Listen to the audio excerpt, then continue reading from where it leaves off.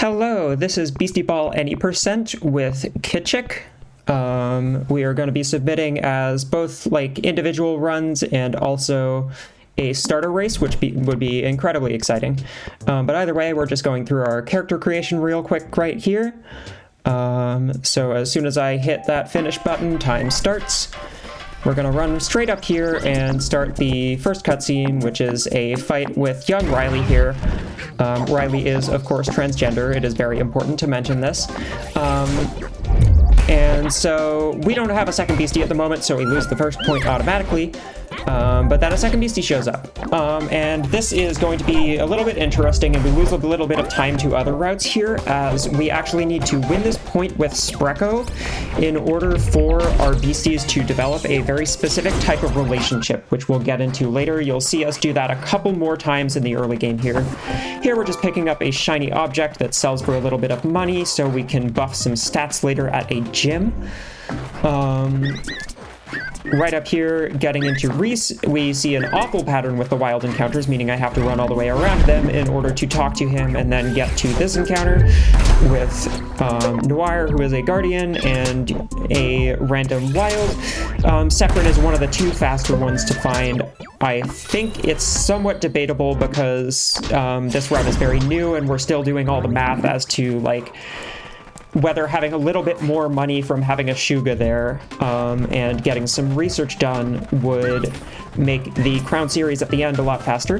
But either way, just running up here, heading up to Jasper, and we're going to get right into our first ranked coach fight. This is Kaz. He's a boy fail. We love him. And we're going to take him on right away. In classic speedrunner fashion, I have lied. Kaz wants us to do a little fetch quest where we have to find the 3 most bored people in town and tell them to come watch the match. One of these people is Ida, who we are fighting now. Boris here has a horizontal move similar to our Sprecko's Careful Shot. It is called Trick Spin, but we actually see a little bit of a weird deviation where the Sephirin here decides to move to the front row, but we also know it's going to move to the back row here so that it doesn't die immediately to Kichik's move, so we can Careful Shot in the front row and win the point, and then just knock Boris out with a basic hit. Usually that fight is a little easier on Kichik's health, so we now are going to heal quickly, and I'm going to try not to re-enter the railhouse, but fail amazingly. We talk to Caroline here. This is the second board person. And then we leave, because we don't need to do the third board person yet, and we have a whole lot of grinding to do before we actually take on any ranked coaches. Kaz is going to be the third one in about little under 30 minutes. We'll get there. Here's a very similar fight to the one we just had with Ida. We have a Troglome here in Dusty, who's going to use Trick Spin and hit the front row, which he actually does consistently. Send it back, send it forward, Careful Shot the front row for a guaranteed point. The AI will pretty much never move up there, and now we actually learn Knee Bender, which is 10 base power higher than basic hit, allowing us to knock out Banjo in one hit in the event that Dusty, for some reason, would switch out. But either way, we now head into the Jasper Mines. Other routes won't do that Guardian, but we do because we want to, again, build the relationships between our Sprecko and our Kichik here. And that means we need to win some points with Sprecko so they don't become rivals. Rivals provides an attacking move as a combo. There's another variety called Partners, which provides a volley, but we want Besties, which results in a defense or support move. The route works for either. Just gonna snipe that switch real quick with a ball. I missed the first time, but it's fine. Didn't lose much time. We see Jean here. We're taking this campsite as a heal. We're gonna be back there later. Pick up that electrolytes just as sort of a safety thing. There is also a smoothie we could grab. Electrolytes and smoothies are basically like revives and max revives, respectively. Any wild encounter we run into, we're just going to forfeit against. We never fight any wild beasties in this run. Or as they're called, I believe, uncoached beasties. Anyway, tricky jump there, don't fall down. Tricky bit here where you can avoid that Radio Guardian. Pick up the phone for Craig, who programs the Beastiepedia, and immediately run into Jack. Jack here is our rival by his decision, not ours. And we are going to lose to him a lot to boost his ego and also our levels. We lose a lot, but a very important thing about this game is when your beasties metamorph, that is, change into their next form, they get a full heal. So we are going to lose against Jack for a couple minutes, more or less, just until Kichik reaches level 16. We're also going to get a couple really important moves at level 15 in a second. This is a fantastic time for a couple donations, probably just one, maybe two. But either way, here are the Besties cutscenes, which we can't skip because they're cute. And Lioness and Sabretooth are just going to continually take us out here until we get to level 15, and we learn a important move for this fight, and this fight only in Shove for Kichik. Which we learn over Quick Breath, which we never use, and Shield over Spreko. Shield is the most powerful move in this speedrun. It means you take a quarter damage from attacks, and cannot be knocked out if you have more than 1 health, by giving you the tough status, as it's called. Either way, one more level to go, and then our Kichik will metamorph. So at the end of this fight, we'll see that cutscene, and get the absolutely glorious music. And I'm going to take a sip of water because I am talking very fast.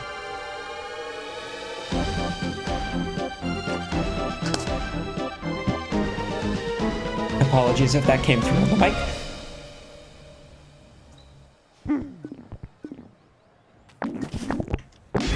So now we're going to actually beat Jack. There's a slightly different route in this fight depending on whether you have the defense move or the support move. We have the support move, so here we are actually going to use it with Spreko. Despite Spreko not wanting the body power boost that this particular move is going to give us, it actually heals Ostraci by 50 points, which is going to be enough to survive this boosted pep shot from Sabretooth. Pep Shot is an attack which boosts your spirit power over time. I will get to explaining like body, mind, and spirit in a sec, but basically it's like physical and special attack, except there are 3 of them, and those are basically the types. And so we careful shot into Lioness in the back in order to deal a little bit of damage and stall a turn. And then just like net rush, knock out Sabretooth with Shove, which happens even through the block. And beat them. Anyway, tricky jump there.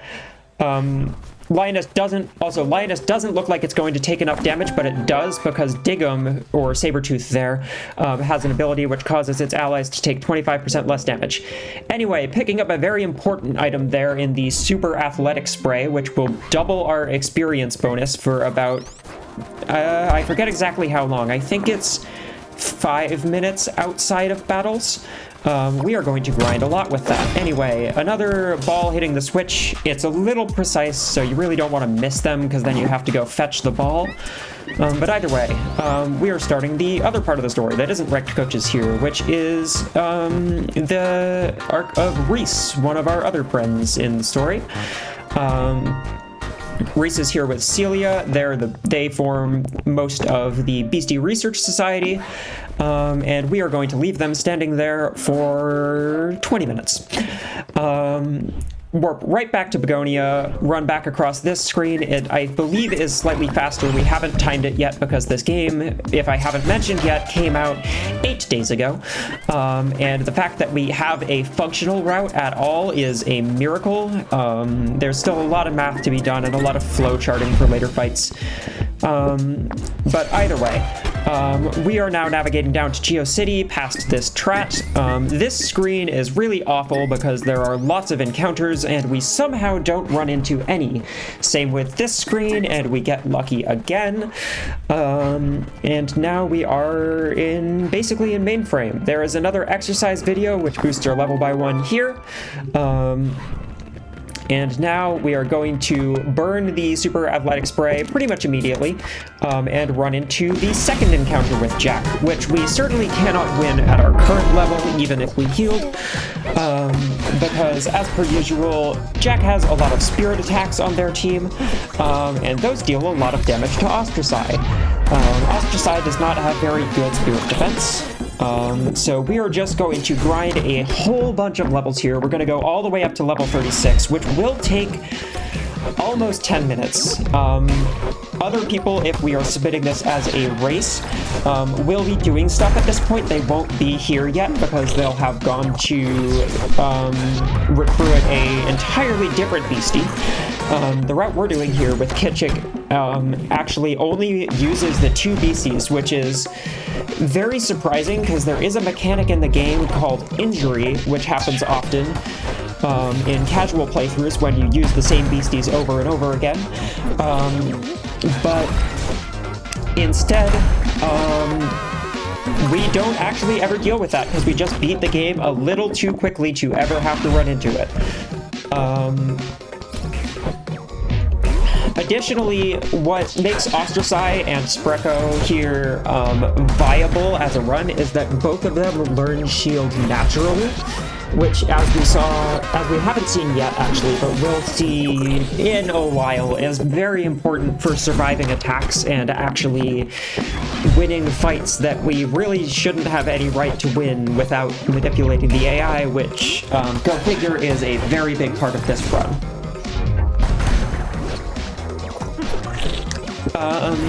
So there's a while longer on this grind. I don't have much more to talk about, so please enjoy the amazing soundtrack by Lena Raine, which you are hearing about, 15 seconds of at a time. It's very tragic, honestly, that we don't get to listen to this soundtrack, because some of these songs, especially this one, which is Versus the Mega Beasts, are just utterly fantastic. Some of my favorite songs in the game don't even appear in this speedrun at all, because there are a whole bunch of ranked coaches we won't be fighting. We only need to beat 4 of them in order to enter the Crown Series, which is sort of like the climax and the end of the run. And so we will only be beating 4 of them, because then we go to the Crown Series and just win. But either way, in a few minutes when this Ostracize metamorphs, or actually even before then, at level 29 we're going to learn a move called Thump, which is going to utterly outclass all of the attacks we currently have. Oh, it's actually a little earlier, it's level 28. You can tell how much I pay attention to levels here because I really am just not even mashing through, because you don't have to do that anymore, but just sitting here, letting things happen. As we lose repeatedly to our rival, which is very depressing when you think about it, but actually extremely important to the run, because once Ostracize here metamorphs into Castlete in 7 levels, we can one-shot a lot of things later in the run. Castlete has very strong body attack. Some teams we'll run into later have beasties with good body defense, but for the most part, there are a lot of them where it's not quite good enough. This run, I will mention, is also not using marathon strats too much, so there's only like a tiny bit of safety we did by picking up the electrolytes. When running a marathon, this route is probably going to feature us picking up maybe 1 or 2 more items, or maybe 1 or 2 more encounters. Probably not the encounters, but for a reason I'll get to later.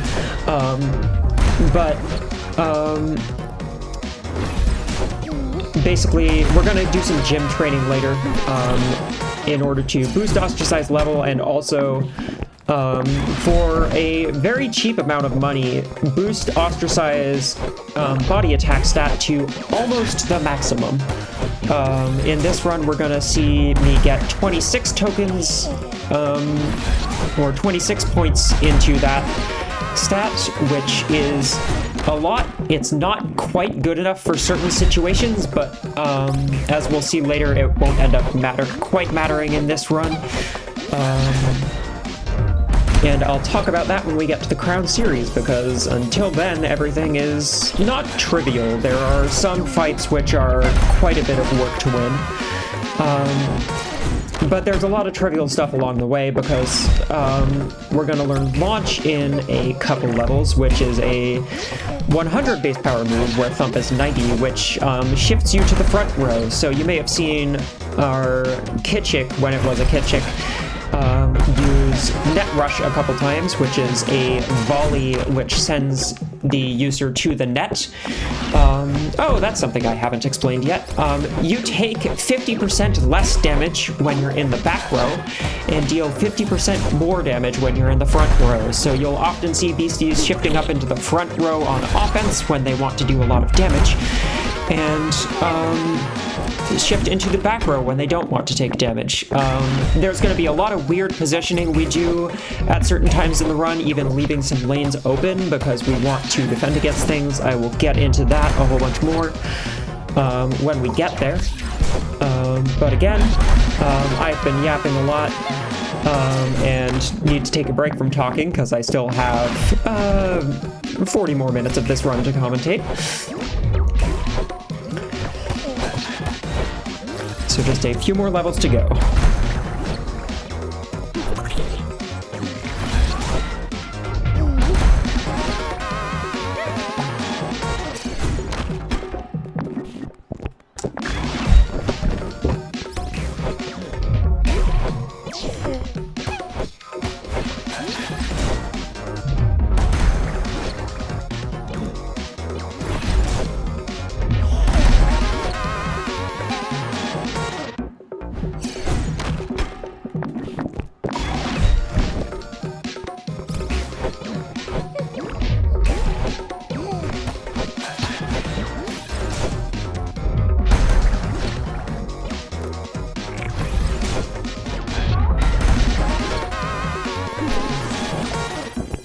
So there we see Ostracii learning Launch. We're going to take, I believe, 3 more battles with Jack here to reach level 36 in Metamorph. But it will be very worth the time for how easy the mid-game will become, and the fact that we won't have to grind again in the run ever after this. We do see Spreko finally get wiped out, and probably a couple levels ago. We got actually incredibly lucky this run with Spreko somehow not getting... Also, we dialogue looped there by accident. Early access things. That'll get patched eventually. The animation is ever so slightly faster for Lioness there, the Blue Mask, to attack the top row than the bottom row, because one of them goes cross-court, whereas the other doesn't. It's a trifling amount of time save. Not really anything to write home about, but it's time save nonetheless.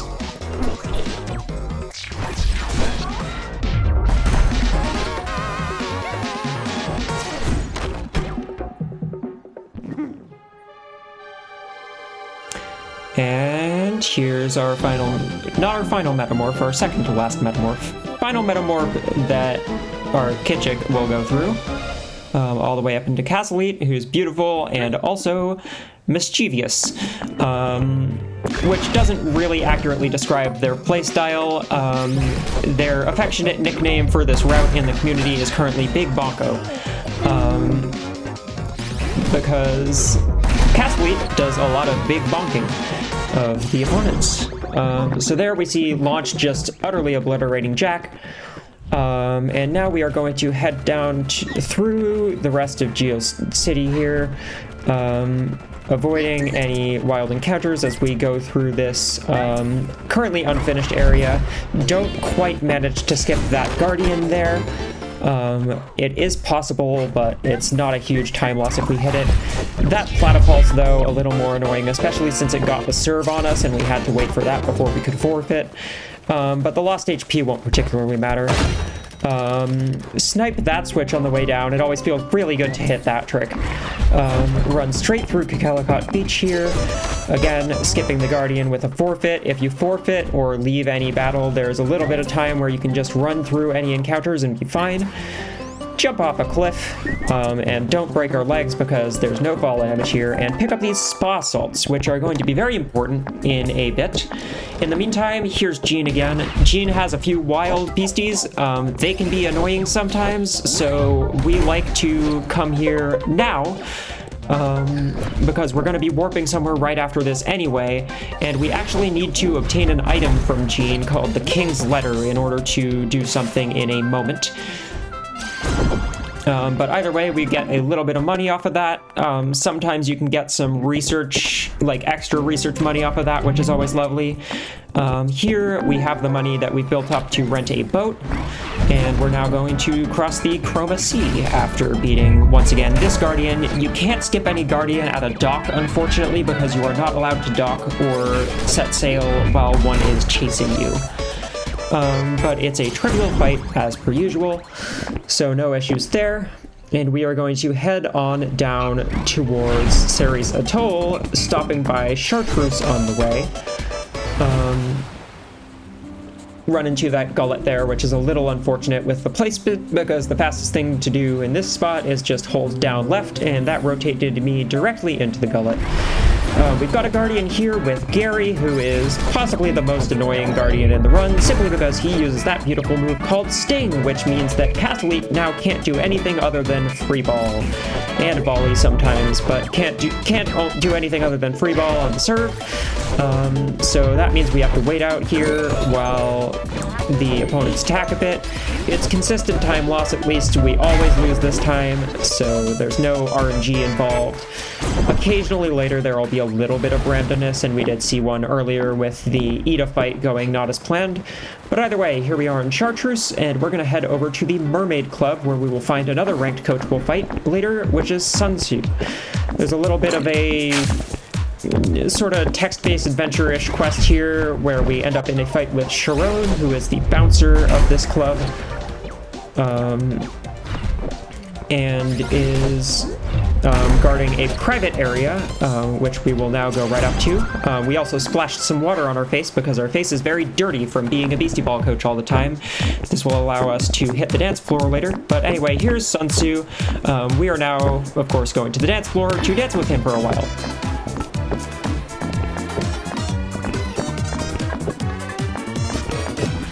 And we dance maximum, and there's a little bit of a fun bug here when we skip the cutscene quickly enough where that sound effect keeps going. Always a fun time to listen to Nightcore and dance. But anyway, we're all set with Chartreuse for now. We're only going to show up there when we have to beat Sun Tzu. We get a quick phone call from Riley there, which is annoying because we have to pick it up. And now we are at Ceres Atoll, where we're going to find our first Rowdy Beastie in a bit once we do the side quest. Heal at this campsite, and that also activates the warp. And now we have to fight this Guardian in front of that giant tort anchor in the background. Yes, that is a beastie. It is very ancient.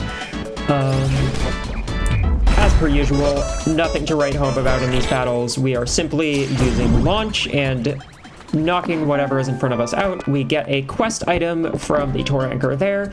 We then go here to talk to Walter, who requires that quest item to give us another quest item. Teleport back down to the other end of Kakalikot to... It might be Kakaliko or something. I don't speak French, unfortunately. Either way, now we head on over to Beryl, where we're going to once again turn over a quest item to Autumn there and get the final quest item. We're also going to stop by this Beastieball Center to talk to Bilba, the punk chirp there, and sell a few things. Talking to Bilba activates the, sort of fetch quest where we have to go find this town's ranked coach, Riven. Riven is going to be over in the corner of this town, and there is conveniently a gym along the way, so we're going to use our spa salts here, and a whole bunch of strength tokens and the exercise videos. So Power Up, Castellite's initial ability, actually helped us a whole lot in the first fight with Jack, because it's similar to the starter abilities in Pokemon games, boosts our moves when we're at low HP. We now have Overwork, which is similar to a Life Orb in Pokemon games, if you are familiar with that. If you aren't, basically all of our moves have more power now in exchange for losing 10% of our health whenever we attack, or 10% of our max health, or just, 10 stamina. But either way, this is Rowdy Surgus. There's a whole bunch of story as to why these beasties are rowdy. I will let people discover it for themselves because the world building in this game is fantastic. I highly recommend playing it if I haven't already convinced you to play it with an experience, like talking about the speedrun. I accidentally didn't evolve Spreco there. I right-clicked, Spreco evolves at these, mushroom colonies. We want Surgus, so we are going to evolve them here. Surgus is primarily a spirit attacker and defender, and importantly for this run, has quite low body defense, which means that it will often get attacked over Castlete, and we can sometimes later put Castlete in front of it to take a hit. It learns Bring the Heat upon leveling up, which is the strongest spirit type move. It learns at least until, usually past the very end of the run. But anyway, now we are heading on to the second Rowdy Beastie, which is Bongus. There is definitely the hardest trick in the run here is jumping onto this little stump. We need to not miss, because if we do miss, then we get attacked by this Guardian. Which is very unfortunate, and I'm gonna miss 4 or 5 times this run, which loses probably about a minute, if not more. The reason we need to do that, oh yeah, I also dropped the ball quite literally, so I need to go pick up another one, because those wild beasties are rolling it around. There is a rail lever switch that we need to hit up on top of that ledge to the right, and that can only be done by jumping off of this stump. There's definitely something to be said for the fact that at this point fighting X and just knocking them out might have been faster, but we aren't going to do that, as there are some very unproven things in the route that I'll get to later on. We see our athletic spray wear off there, which is a little unfortunate because we could have potentially carried it all the way to Bongus had we not messed up that stump jump so often. But either way, here's Bongus. We have a cutscene with Reese, and we actually don't get the serve here. We do that by facing away, Paper Mario style, and that means we're going to be able to 2-shot it rather than 3-shotting it by moving Castlete to the front here and just hitting it really hard. Don't need any defensive moves here, as the beastie we are facing is about 20 levels lower than us. The reason why we are doing all of these Rowdy Beasties before any of the ranked coaches is because they scale with your rank. If you defeat a ranked coach, this one will be level 23 or 24 or so. Little bit of a cutscene with Reese there. But either way, now we teleport back to this campsite, which we got earlier. We have to actually beat Reese in a Beastieball match to sort of prove ourselves to Celia. This proves to be trivial because, again, this was something that we technically should have done ages ago, but are just now doing now because we like one-shotting things. We now run into Ilias, who we're going to be just shy of 2-shotting, unfortunately. If you get more money, you actually can reach this 2-shot, but there aren't any items that are necessarily quick and easy enough to grab that we have, or I, because I'm the only one who's worked on this particular route, has been able to justify grabbing yet. But either way, it's a 3-shot. If we have a couple more points in our body attack, we can 2-shot it. So maybe look for that in the route when we potentially end up in the marathon. Talk to the shrooms one last time. We're now going to teleport back to Begonia as we're going to wrap up this part of the Rowdy Beasties quest. I do also heal here just as safety. I'm not entirely sure if this one is necessary or not. As I said earlier, this route is 2 or 3 days old. We have a lot to figure out still. Here we initiate the ranked challenge with Celia. And we're going to head right over to the Beastieball Center and start on that at 28 minutes. Realistically, if we don't lose time, I think we'll usually be here around somewhere between 26 and 27 minutes. But again, I'm very human, so this is a solid estimate for what it'll usually look like. Anyway, this fight is very trivial because we are quite overleveled and we can just use launch into Toadstool up here 3 times. Toadstool has a very special ability which is interesting and annoying in some cases, called Superorganism, where it doesn't actually get wiped, it just gets shook, which means it can't attack. A wiped beastie, of course, cannot receive the ball, so has to be tagged out usually, but Toadstool is stubborn and does not tag out. Not that it matters, because we would one-shot any of Celia's beasties. We now teleport right back to Beryl to take on Riven. Riven's levels are still quite low if we take her on second. If we take her on third, they're a bit higher and it's harder to one-shot things. I believe her Calcroach also metamorphs into Debunkly, which we will see later. But in the meantime, we can just use launch to one-shot things again. And we're going to have a bit more deja vu when we go up and talk to Kaz after we do some stuff. We see the Sports King for a moment there. He's annoying. Anyway, here we are finally completing Kaz's little fetch quest and getting a phone call in midair, which is always super cool. Talk to that board person. Ignore the Sports King because we don't like him. Okay, let's be clear. We don't like him in the story. I love him as a character. He's truly hilarious, if the main antagonist of this story. But either way, here's Kaz. Again, we are very overleveled.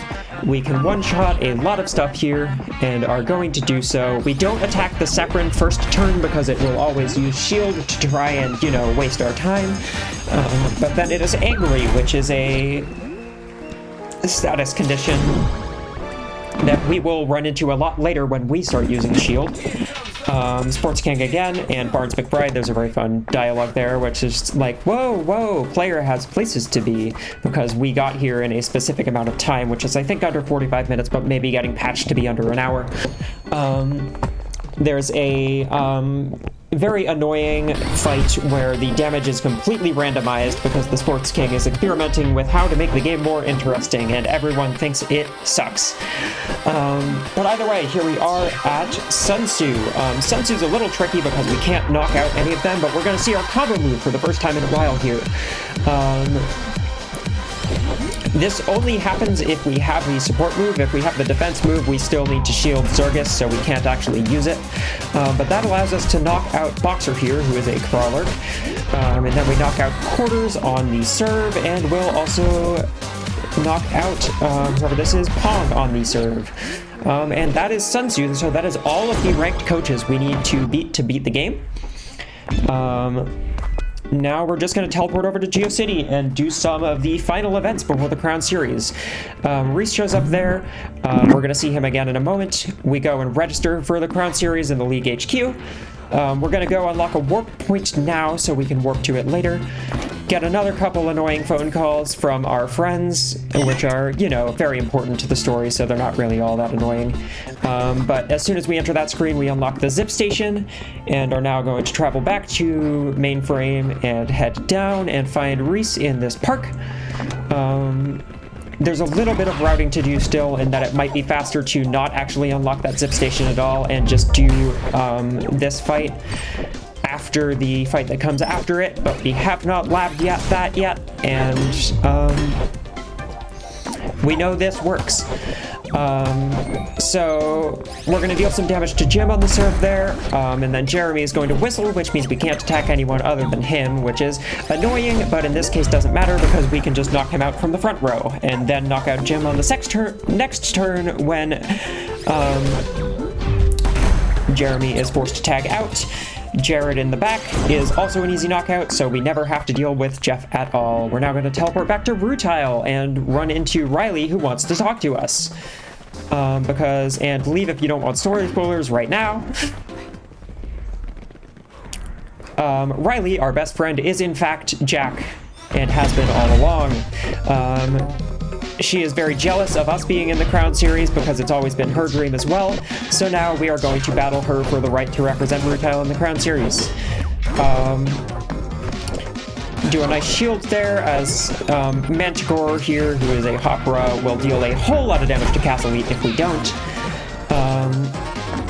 And we can take out Sabretooth in just a couple turns.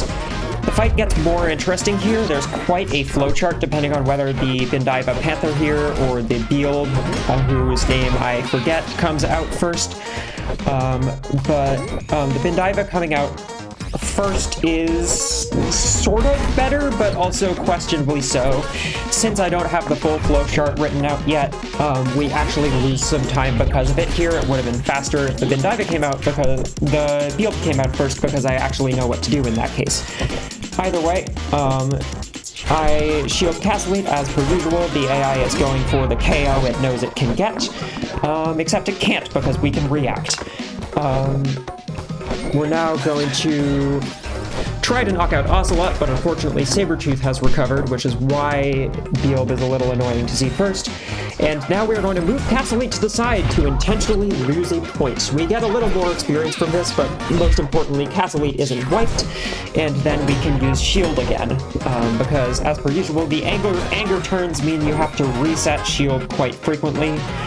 Launch into the Sabretooth slot and hit Panther again, who was still at full HP. Panther is now going to use a move called Tool, which attacks the nearest opponent. So we actually move Castle Elite into the back row, which is one of the coolest little bits of movement in this entire run. Meaning that the nearest opponent is actually Surgus, and it hits Surgus and doesn't KO. That means that we can then retaliate with Castle Elite and win the fight. And with that, we are ready for the Crown Series at about 35 minutes. Just gonna heal here. Head right up. Except major spoilers ahead. Everything goes wrong. This is not the best pace I've had, as I have made some mistakes here and there, another little one there as I forget that I can't exit the right side of that screen. We are now going to defeat God at Sports.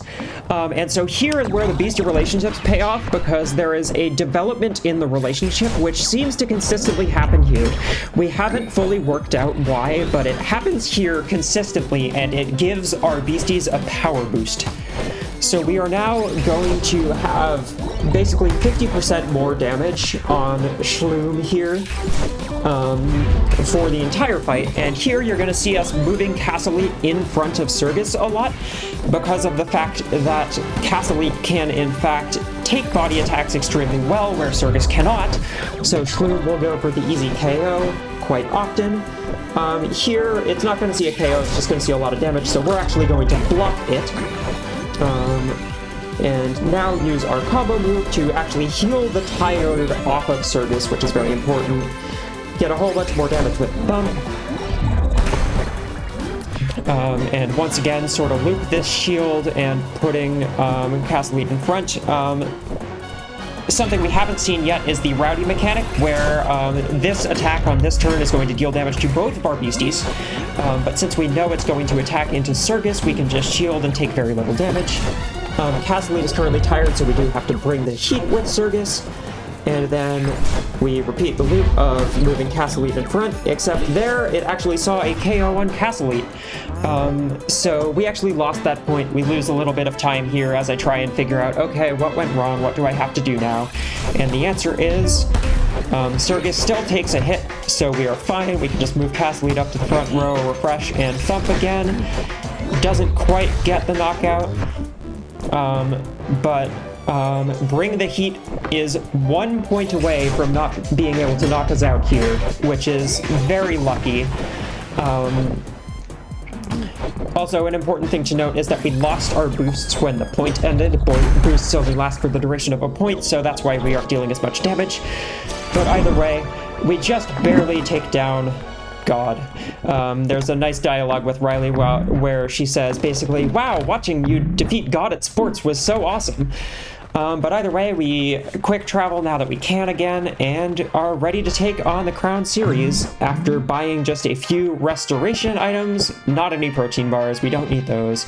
Just get a bunch of lunch boxes, some water, and some electrolytes. Water heals sweat, lunch boxes heal your, heal one party member to full HP. Electrolytes are revives. So we're going to talk to Herbert here. And just get right started with the Crown Series. So on an ideal run, we will have this all flowcharted out and probably be done with the game in about 6 minutes. So like maybe 45 minutes on a run like this where I've made a few mistakes, potentially getting into like low 40s, like 43 or 42 once we've had more than literally 2 days to figure out the route. It took us a while to actually land on this way of beating the game for a while. Of course, other people were experimenting with the Axolotl starter route. I was experimenting with Kichik, built it for a while, and then moved on to Kichik, but didn't really think of the power leveling as all that important, so I tried, you know, recruiting some other beasties to see if they could help us along, but that didn't end up working out very well, and then I realized, oh, this route just works. We are actually going to switch shield for provoke here as we are fighting Ribbon again, and both Golem here, who is on the field, and I believe Baz in the back have a move called Nettle, which is very irritating, as it actually deals 20 damage, and it's a support move which deals 20 damage to one of our beasties, which we don't want to happen. We see a rare case of Surgus actually getting an attack off after it provokes Golem, meaning that Golem can't block. We actually knock out Debuggly or Grendel there. Unfortunately, it does mean Castellite is still tired, so this fight is going to be a bit of a mess, and I believe we actually lose this one, unfortunately, because I have not solved the fight yet. Surgus takes a bunch of damage. We send a volley out, except we don't. We actually provoke Golem because, again, we want to not be blocked. Gives us the free KO on Bilba. Unfortunately, and this is the first time we run into it in this run, I think maybe besides our fight against Riley earlier, beasties in the back will recover wipe status over time after every turn, so every time an attack is made, basically. It takes 4 turns to recover, typically 8 in certain situations, but either way, we see that Grendel in the back there is unfortunately recovered, which means this fight is not going our way, and we are, in fact, going to, I believe, lose this one. By the time the marathon rolls around, we will certainly have all of this.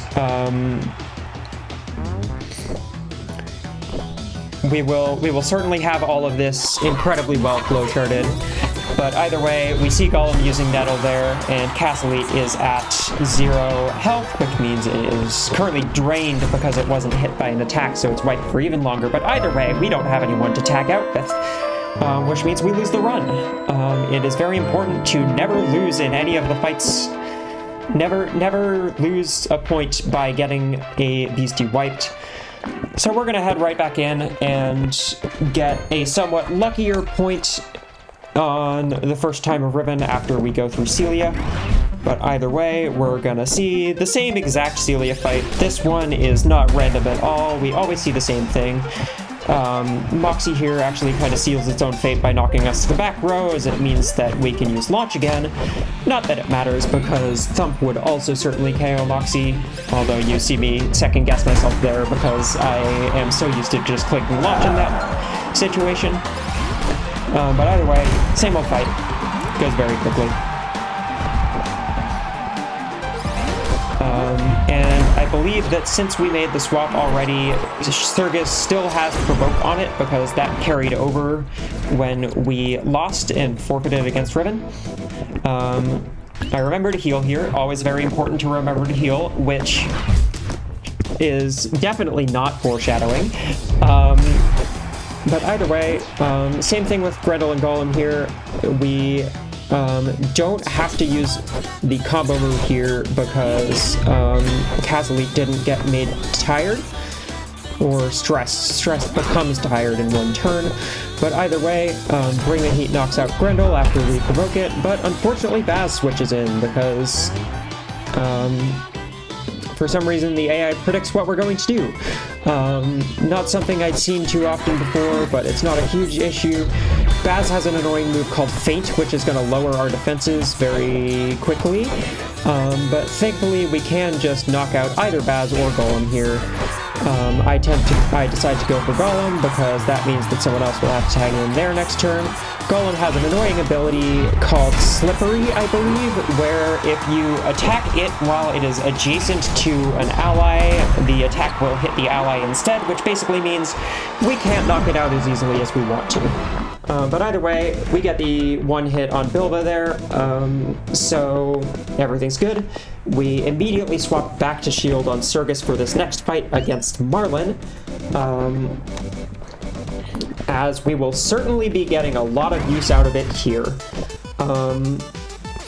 Start off by sending a launch into what ends up being Bluey most of the time, and Marlin, having a lot of body attackers, will almost always be attacking Surgus.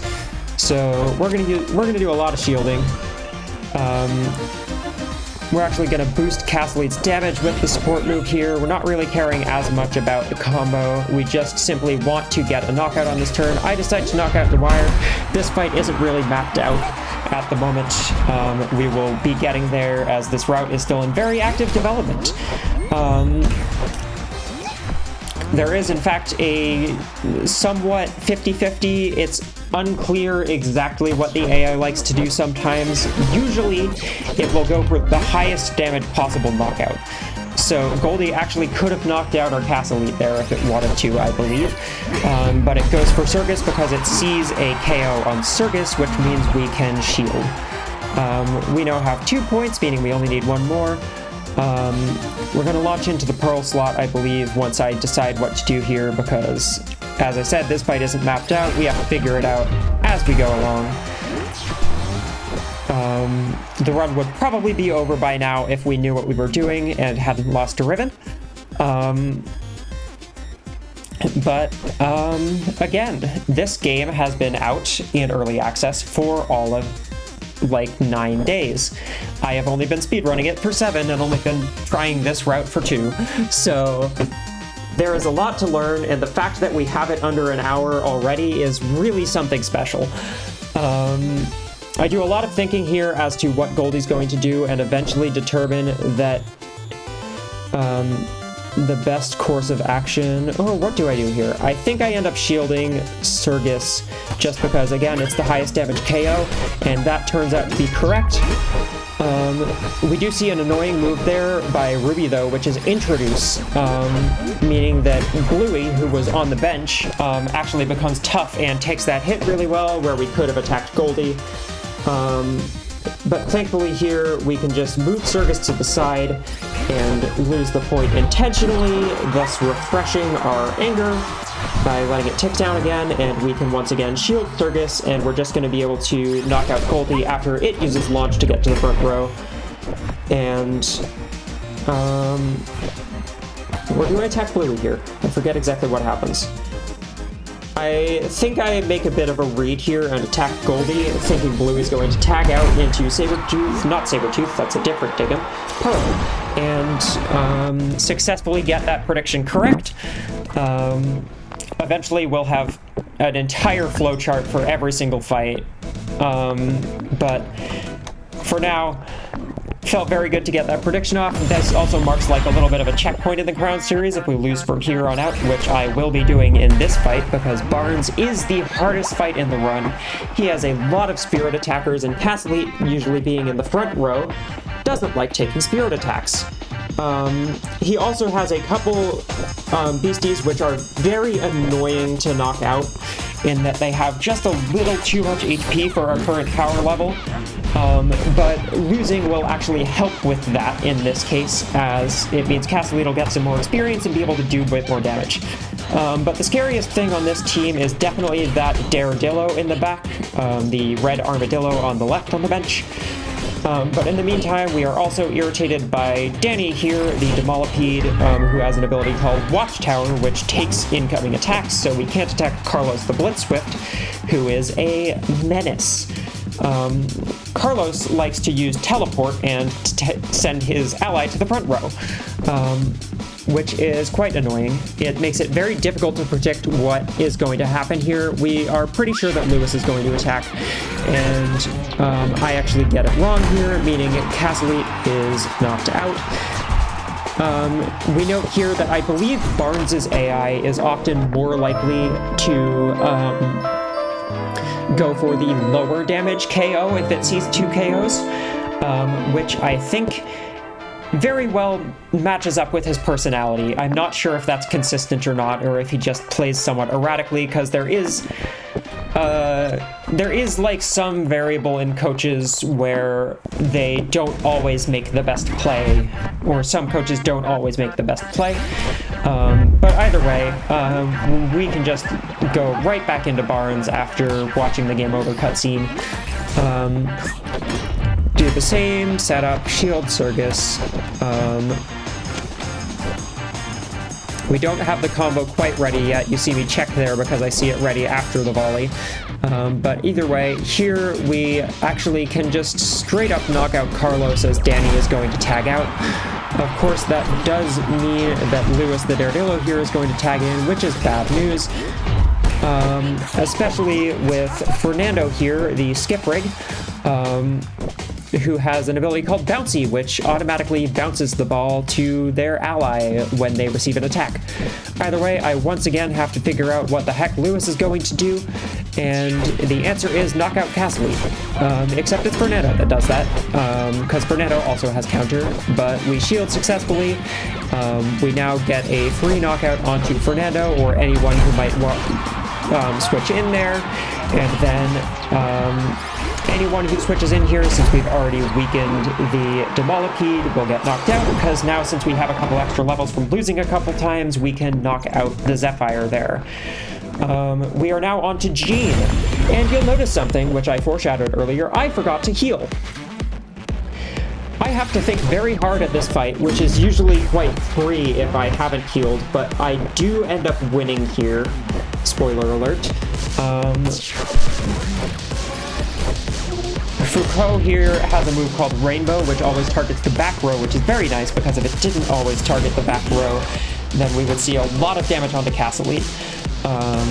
Instead, it's only a little onto Surgus. We want to knock out Fanon here, because Fanon has some ridiculous body defense, and it's actually kind of questionable whether that will be the strategy going forward, because there's a case to be made for just leaving Fanon on the field, because they don't deal all that much damage to anyone other than Surgus when they're in the back row. They use a move called Rocket, which sort of inverts the front row back row dynamic in terms of defense. So anything in the back row will take more damage instead of the front row. Which deals a lot of damage to Surgus, but not a lot of damage to Castlete if we move Castlete in front of the attack. But either way, we have a very tricky fight here, which I haven't routed out without healing, because why would I ever forget to heal in a speed run?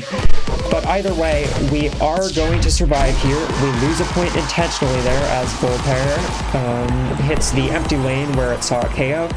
We see a beautiful attack in Vigor Beam, which would be very useful in the Crown series here if we weren't on 6 HP, as it scales based on our health. Here we see Castlete surviving on 1 HP with a shield.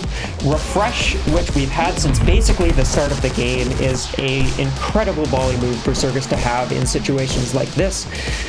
We're going to lose a point again here because there's no KO onto Surgus.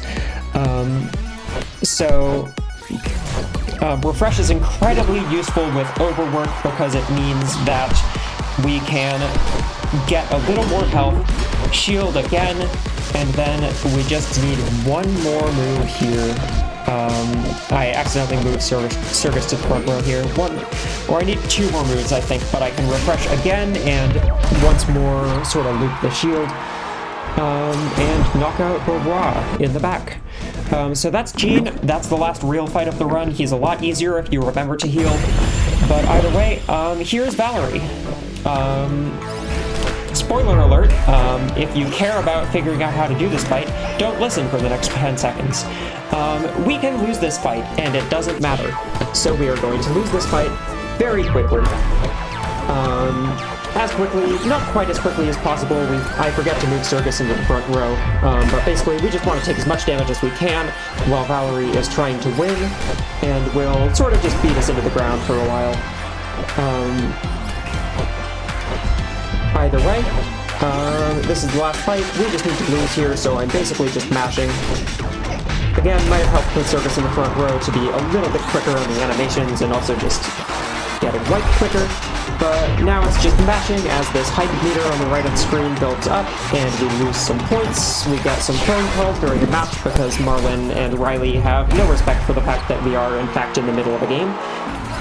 And now we lose a bunch of points in a row while all of the ranked coaches come and state their piece against the league as it stands because they all really hate what the Sports King has done to it. And don't think that what he wants out of Beastieball is what anyone else or the world wants out of Beastieball.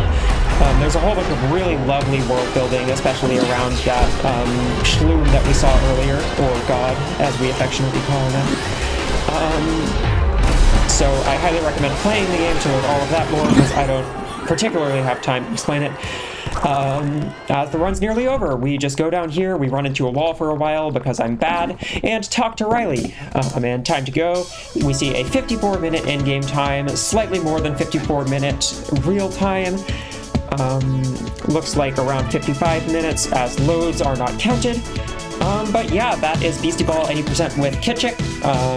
Again, very new route, still learning what is going to happen. So by the time the marathon comes around, we'll have this well developed and probably be in somewhere in the 40s. Thank you for your consideration, and I hope you are having a wonderful day.